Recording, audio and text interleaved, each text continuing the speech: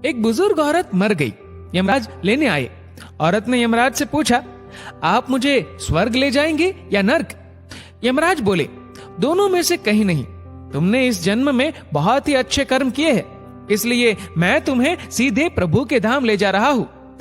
बुजुर्ग औरत खुश हो गई, बोली, धन्यवाद, पर मेरी आपसे एक विनती है। मैंने यहाँ धरती पर सबसे स्वर्ग नर्क के बारे में बहुत सुना है। मैं एक बार इन दोनों जगहों को देखना चाहती हूँ। यमराज बोले, तुम्हारे कर्म अच्छे हैं, इसलिए मैं तुम्हारी ये इच्छा पूरी करता हूँ। चलो हम स्वर्ग और नर्क के रास्ते से होते हुए प्रभु के धाम चलेंगे। दोनों चल पड़े। सबसे पहले नर्क आया। नर्क में बुजुर्ग औरत ने जोर जोर से लोगों के रोने की आवाज सुनी।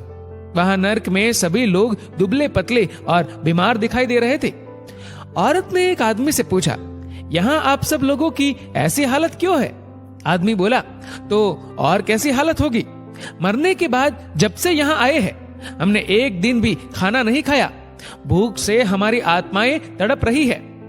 बुजुर्ग औरत की नजर एक विशाल पतीले पर पड़ी, जो कि लोगों के कद से करीब 100 फीट ऊंचा होगा। उस पतीले के ऊपर एक विशाल चम्मच लटका हुआ था। पतीले में से बहुत ही शानदार खुशबू आ रही थी। बुजुर्ग औरत ने उस आदमी से पूछा, इस पतीले में क्या है?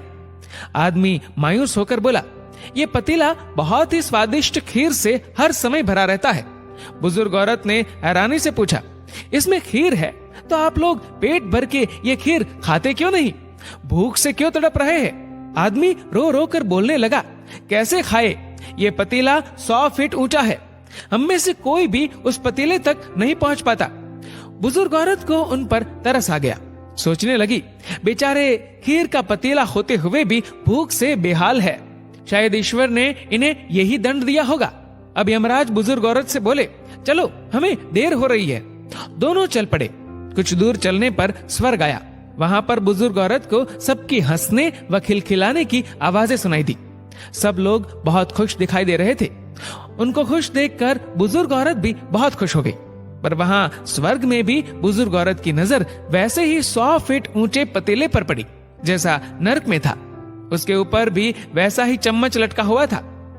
बुजुर्ग औरत ने वहां लोगों से पूछा, इस पतीले में क्या है?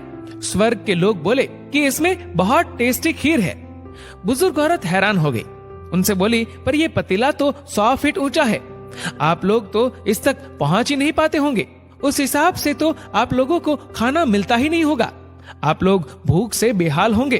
पर मुझे तो आप सभी इतने खुश लग रहे हो, ऐसे कैसे?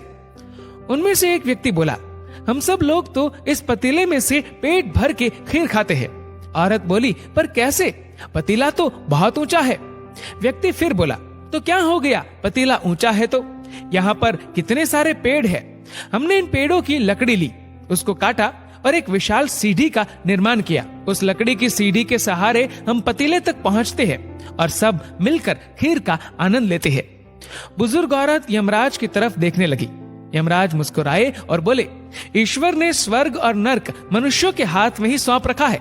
चाहे तो अपने लिए नर्क बना ले, चाहे तो अपने लिए स्वर्ग।